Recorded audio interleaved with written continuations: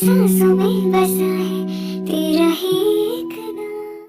तो दोस्तों आप सभी भाइयों का बहुत ज़्यादा इंतजार था दोस्तों कि काजल राघवानी और खेसारी लाल यादव जी कब एक साथ मिलेंगे जी। तो फाइनली काजल राघवानी जी और खेसारी लाल यादव जी भोजपुरी इंडस्ट्री में मिल के एक बवाल खड़ी कर दिए हैं दोस्तों। बहुत ज़्यादा वीडियो वायरल हो रहा है सोशल मीडिया पे जब से मिले हैं खेसारी लाल यादव और काजल राघवानी जी।